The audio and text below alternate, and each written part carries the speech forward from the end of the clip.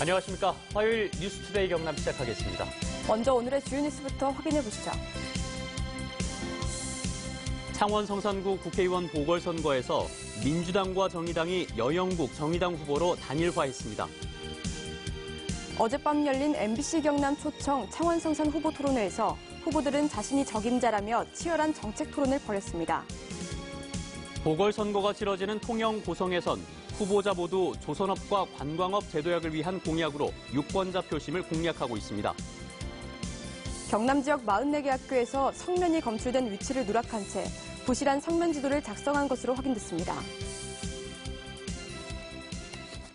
4.3 창원 성산구 국회의원 보궐선거에서 민주당과 정의당의 단일 후보로 정의당 여영국 후보가 결정됐습니다. 선거의 중대 변수로 작용할 전망입니다. 첫 소식 장영 기자가 보도합니다.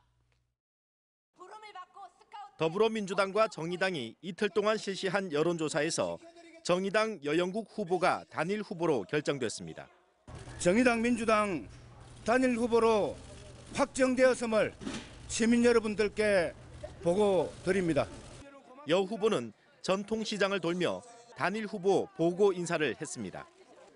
민주당 권민호 후보는 결과에 승복하고 선관위에 후보 사퇴서를 제출했습니다. 단일 후보가 된 정의당 여영국 후보에게 진심으로 축하를 드립니다. 당당히 승리해서 탄핵과 촛불 혁명을 부정하는 세력을 심판해 주시기를 바랍니다. 선거 운동원들과 지지자들은 탄성과 함께 오열했습니다. 자유한국당은 여당이 심판을 받기 두려워 후보를 사퇴했고 정의당은 보궐선거의 원인을 제공한 만큼 후보를 낼 자격이 없다고 비난했습니다. 현 정부가 여러 가지 실정을 평가받지 않기 위한 수단인 것입니다. 반드시 우리 성산 국민들은 반드시 이번에 자존심을 되찾는 기회로 삼을 것입니다. 바른미래당은 대통령과 집권당의 책임 회피라는 입장을 밝혔고 민중당은 노동 없는 단일화로는 제대로 한국당을 심판할 수 없다고 밝혔습니다. 민주당과 정의당의 단일화로 창원 성산 선거는 크게 요동치고 있습니다. MBC 경남이 지난 16일, 17일 실시한 여론조사에서 여영국 후보와 권민호 후보의 지지율 합계는 한국당 강기훈 후보를 앞섭니다. 창원 성산 선거구는 전통적으로 진보 후보 단일화 때마다 보수 진영 후보를 꺾었습니다. 하지만 이번 단일화는 불완전한 진보 후보 단일화인데다가 민주당 지지자들이 결집할지가 불투명합니다. 한국당과 정의당의 이강구도 속에 각 정당 지도부는 창원에 상주하며 단일화 이후 요동치는 표심을 잡기 위해 총력전을 펴고 있습니다. MBC 뉴스 장영입니다. 이런 가운데 창원 성산구 국회의원 보궐선거의 후보자 토론회가 어제 MBC 경남에서 열렸습니다. 후보들은 모두 자신이 적임자라며 한 표를 호소했습니다. 이 소식은 신은정 기자가 보도합니다. 노회찬 전 의원의 지역구이자 진보정치 1번지인 창원 성산구. 4.3 국회의원 보궐선거에 출마한 후보들은 토론회 직전 결정된 더불어민주당과 정의당의 단일 후보에 비판의 날을 세웠습니다. 권민호 후보와 여영국 후보의 단일에 대한 저의 생각을 묻는 인터뷰 요청이 많았습니다. 저의 대답은 한마디입니다. 관심 없습니다. 노동자 서민을 대변하는 것을 포기하는 거나 마찬가지다. 대단히 위험한 짝짓기다. 정말 야합이다. 이렇게 저는 판단을 갖고 있고요. 역사를 되돌리려고 하는 자유한국당을 이기기 위한 이기는 단일화를 추진해야 된다. 이게 가장 기본 원칙이기 때문에 그 정신을 아직도 가져가고 있습니다. 지역 경제를 살리기 위해 제조업을 활성화해야 한다는데 의견을 같이 했지만 유통공용 스타필드 입점에 대해선 의견이 엇갈렸습니다. 저 이재한이 강주영 일자리처럼 상생 공존할 수 있는 창원형 스타필드로 여러분의 고민을 해결해 드리겠습니다. 자영업자들의 생계 문제, 생태계 문제에 미치는 영향 등을 좀 면밀히 분석하는 게 우선돼야 된다는 생각을 하고 있습니다. 노브랜드 매장이 들어오면 창원 상인 싹 죽일 겁니다. 대형 유통기업은 대박, 상인들은 쪽박, 이거 안 됩니다. 정의당 여영국 후보는 민중당 손석형 후보에게 모멸감을 주는 언행을 지적하며 목소리를 높였고 손석형 후보는 여영국 후보가 사전 선거운동으로 서명 경고를 받았다며 맞받아쳤습니다. 이번 토론의 초청 대상인 더불어민주당 권민호 후보는 사퇴로, 자유한국당 강기훈 후보는 불참 의사를 전해와 참석하지 않았습니다. MBC 뉴스 신현정입니다. 이어서 통영 고성 지역 보궐선거에서는 유권자들의 표심을 붙잡기 위한 후보들의 선거 공약이 쏟아지고 있습니다. 접근 방법은 서로 달랐지만 통영 고성의 대표 산업인 조선업과 관광산업을 재도약시키겠다고 약속했습니다. 부정석 기자입니다. 더불어민주당 양문석 후보는 조선업 부활을 제1공약으로 내걸었습니다. 안전 국가산단의 새 조선소를 유치해 사회통합형 일자리인 통영 고성형 일자리를 추진하겠다는 겁니다. 올가을에 반드시 만들어내겠다. 안전 국가산단에 새로운 조선사를 만들어서 거기에서 1만 개 이상의 일자리를 만들어내는 게 가장 큰 일입니다. 이 밖에 C나 SB 도시재생 사업을 통한 새로운 관광 인프라 조성과 고성 항공산업 육성, 그리고 아동 응급실 설치 운영 등도 약속했습니다. 자유한국당 점정식 후보는 조선업 회생을 전면에 내세웠습니다. 성동조선을 지자체와 민간이 공동 투자에 매입한 뒤 위탁 경영하는 방식의 통영형 일자리를 창출하겠다는 겁니다. 정부, 지자체, 민간이 합작하여 새로운 별도법인을 설립하고 그 별도법인이 성동조선소를 인수한 후 그 경영을 인근 대형 조선소에 위탁하는 방식입니다. 또 이순신 공원에 해양 케이블카를 설치하고 폐조선소 내 국립현대미술관 유치, 그리고 고성 무인항공기 종합타운 건립 등을 공약했습니다. 대한애국당 박청정 후보는 박근혜 전 대통령 석방을 핵심 공약으로 해양연구센터 건립과 해양교육 중심 도시를 조성해 경제를 부흥시키겠다고 밝혔습니다. 통영의 발전을 위해서는 무엇보다도 해양수산에 대한 전문적인 지식과 열정과 의지와 그리고 경험과 그리고 해놓은 것들이 있어야 합니다. 하지만 후보들이 내놓은 공약들은 유사한 데다 대부분 기존에 나온 정책들이어서 새로운 지역 정책 발굴에 소홀하다는 비판을 받고 있습니다. MBC 뉴스 부정석입니다. 4월 3일 치러지는 국회의원 보궐선거의 투표소 127곳이 확정됐습니다. 경상남도 선거관리위원회는 창원 성산과 통영 고성 선거구 투표소 127곳을 확정하고 투표 안내문과 선거 공보를 각 가정에 발송했다고 밝혔습니다. 투표소 위치는 투표 안내문이나 중앙선관위 홈페이지, 모바일 앱 선거 정보에서 확인할 수 있습니다.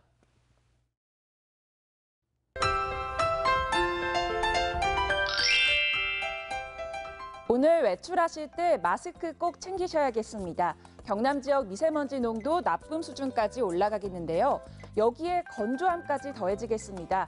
현재 창원과 김해, 밀양, 양산에는 건조주의보가 발효 중입니다. 이 불이 나기 쉬운 조건인 만큼 불씨 관리에 특히 신경 써주시길 바랍니다. 오늘도 아침과 낮의 기온차가 크게 나겠습니다. 오늘 창원의 아침 최저 기온 5도, 진주는 0도에서 시작하겠는데요. 낮에는 기온이 큰 폭으로 올라 창원 20도, 진주 21도까지 오르겠습니다. 위성 영상입니다. 오늘 대체로 맑지만 경남 내륙을 중심으로 안개가 짙게 끼어 있습니다. 출근길 안전운전 하시길 바랍니다. 자세한 지역별 날씨 살펴보겠습니다. 오늘 밀양 0도, 양산 4도에서 시작합니다. 낮에는 기온이 큰 폭으로 올라 밀양 21도, 함안 22도까지 오르겠습니다. 서부 지역입니다. 거창 0도, 산청 2도에서 시작합니다. 낮 최고 기온은 거창 19도, 합천 21도까지 오르겠습니다. 큰 일교차에 옷차림 유의하셔야겠습니다. 바다의 물결은 최고 2m까지 일겠습니다. 당분간 비 소식 없이 대체로 맑은 날씨가 이어질 것으로 보입니다. 일교차는 내일까지 크게 날 것으로 예상됩니다. 옷차림에 신경 쓰셔야겠습니다. 날씨 정보였습니다. 전국의 각 학교에선 1급 발암물질인 성면이 학교 어디에 얼마나 있는지 성면 지도를 만들어 공개해야 합니다. 그런데 경남 지역 학교 44곳이 성면이 검출된 위치를 누락한 채 성면 지도를 부실하게 작성한 것으로 확인됐습니다. 이재경 기자의 보도입니다. 지난해 함안의 한 고등학교에서 작성한 성면 지도입니다. 붉은색으로 빗금친 곳이 성면 자재를 쓴 곳인데 학교 측은 본관 3층 복도와 실내 천장을 성면 자재로 시공했습니다. 하지만 2014년 작성한 성면 지도에 본관 3층 수학 교실과 영어 교실은 아무런 표시가 없습니다. 조사를 해달라고 업체 측에서 요구를 하셨는데 업체 측에서 그 부분은 노출이 되어 있는 부분이 아니기 때문에 필요가 없다라고 해서 일단은 그때 기본적으로 누락이 돼서. 창원의 한 고등학교에는 2층 도서관 천장에 성면 자재가 쓰인 걸로 나와 있지만 2014년 교육부가 성면 전문 조사 기관에 의뢰해 만든 성면 지도에는 빠져 있습니다. 이처럼 지난 2014년 성면 지도에 아예 빠졌거나 일부 누락이 확인된 학교는 도내 14개 시군에서 모두 44곳인데 함안이 10곳으로 가장 많았습니다.